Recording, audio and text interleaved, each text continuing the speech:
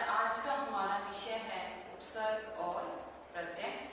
आज हम सीखेंगे उपसर्ग की परिभाषा, उपसर्ग और प्रत्यय की पहचान करना, इनके उदाहरण और किस प्रकार हम मूल शब्द में से उपसर्ग को अलग करते हैं या प्रत्यय को अलग करते हैं। तो हमारे पास है उपसर्ग की परिभाषा, वे शब्दांश। अब मैंने एक शब्द लिखा है शब्दांश। अब शब्दांश क्या होता है? जो ये दो शब्दों से मिलकर बना है, शब्द प्लस अंश। तो देखो, शब्द प्लस अंश, इसका मतलब है कि ये शब्द का अंश है, ये शब्द नहीं है। वो शब्दांश जो मूल शब्द में आगे जुड़कर उनके अर्थ में विशेषता लाते हैं, वो उपसर्ग कहलाते हैं। ये शब्द नहीं होते, शब्द का एक अंश होते हैं, जैसे प्र प्लस कार, प्रकार। तो प्र हमारा उपसर्ग है और कार हमारा मूल शब्द है। जब मूल शब्द में प्र जुड़ जाता है तो शब्द आ जाता है प्रकार। सु प्लस योग्य। अब सु हमारे पास उपसर्ग है। सु का मतलब क्या होता है? अच्छा, और योग्य का मतलब होता है जो योग्य होता है। जब ये सु उपसर्ग योग्य में जुड़ जाता है तो सु योग्य हो जाता है, वो अधिक योग्य बन जाता है। अब इसके अर्थ में यहीं पर परिवर्तन आ जाता है। वी प्लस जय, विजय।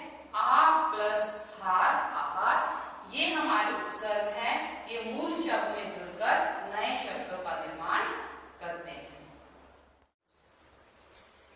बेटा अब हमने उपसर्ग की परिभाषा के बारे में पढ़ा और सीखा कि उपसर्ग मूल शब्द में कैसे जुड़ते हैं। तो वैसे तो बहुत सारे प्रकार के उपसर्ग होते हैं, लेकिन हमने यहाँ पर मुख्य उपसर्ग मैंने आपको लिख दिए कि ये आपके मुख्य रूप से उपसर्ग आते हैं, जो हमेशा एग्जाम में भी आपके यही आएंगे। तो जैसे हमारे पास है आ उपसर्ग है। अब मैं आपको सबसे पहले बता देती हूँ कि पेपर में जो आपके दो प्रकार से प्रश्न आते हैं, एक तो आएगा जैसे आ या प्र, कोई भी वो उपसर्ग देंगे, ये उपसर्ग लगाकर शब्द बनाओ। और एक आता है कि इस शब्द में से उपसर्ग अलग करो, मूल शब्द और उपसर्ग को अलग करो। तो मैं आपको दोनों तरीके से यहाँ पर सिखाऊंगी। जैसे हमारे पास आ उपसर्ग है, आ उपसर्ग से हमने शब्द बनाए आक्रमण, आहार, आदान। ठीक है, आप इससे अलग भी कोई शब्द बना सकते हैं। सेकंड है अभि, अभिनय, अभिमान, अभिज्ञान, अनुज, अनुपात, अनुदान, अवगुण, अवशेष।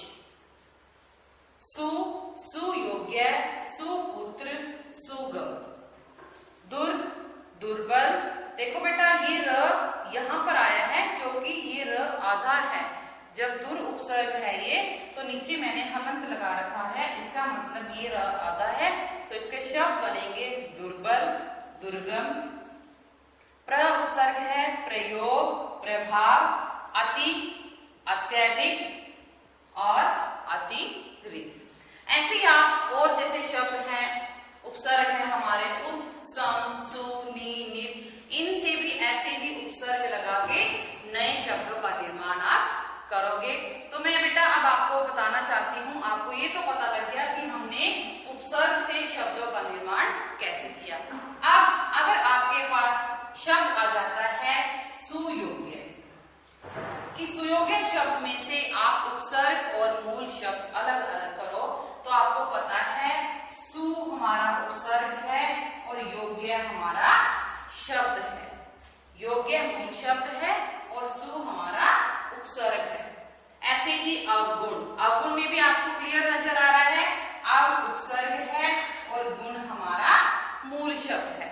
लेकिन मैं आपको बता देती हूँ, जैसे हमारे पास शब्द आ जाता है दुर्बल। अब हमारे पास दुर्बल शब्द आ गया, आपको इसमें से उपसर्ग अलग करना है। यहाँ पर आप हमेशा एक मिस्टेक करते हो, आपने ये सोचोगे कि यहाँ पर दो उपसर्ग है, पर आप ध्यान से देखना, मैंने यहाँ दो उपसर्ग कहीं नहीं लिखा। उपसर्ग हमारा दूर होता है। और एक और मैं आपको बताती हूँ, चलो आपने दो निकाल भी दिया, तो पीछे आप देखो क्या बच रहा है? रबल। क्या रबल कोई शब्द होता है? नहीं। जब हम किसी भी शब्द में से उपसर्ग को अलग करते हैं तो हमें ये देखना होता है कि पीछे जो शब्द बचा है क्या उसका अर्थ निकलता है, क्योंकि मूल शब्द में ही उपसर्ग लगे हुए होते हैं। तो अब आप यहाँ पर क्या करोगे, दुर प्लस बल। अब देखो हमने बल शब्द में से दुर को अलग किया तो बल शब्द का अर्थ है, ठीक है। तो हमेशा ये ध्यान रखना है किसी भी शब्द में से जब आप उपसर्ग अलग करते हो तो उस शब्द का अर्थ आपको निकलना चाहिए। एक जैसे अब आपके पास एक शब्द है अत्यधिक। आप अत्यधिक शब्द में अगर आपको कहा जाए कि इसमें से आप उपसर्ग और मूल शब्द अलग अलग करो तो आप क्या सोचोगे कि हमारे पास अत है, ठीक है, लेकिन अत तो हमारे पास कोई उपसर्ग ही नहीं है। हमारे पास उपसर्ग क्या था, अति। क्या था, अति। तो आप क्या देखोगे, अति प्लस अधिक। तो यहां आपने पहचान करनी है। और मूल शब्द जो आपके उपसर्ग है बेटा, ये आपने अच्छे से रीड करने हैं। अब ज्यादा अच्छा है अगर आप इसको लर्न करो। अगर आपको एक बार उपसर्ग याद हो गए तो आप कभी भी इसमें मिस्टेक नहीं कर सकते। और आपका जो ये टॉपिक है उपसर्ग, ये लॉन्ग टाइम चलने वाला है। आपको किसी भी कॉम्पिटिटिव एग्जाम में जब जाते हो, कॉम्पिटिशन में आपसे यही चीजें पूछी जाती हैं। और हम कहाँ पजल होते हैं, हमेशा यही पजल होते हैं।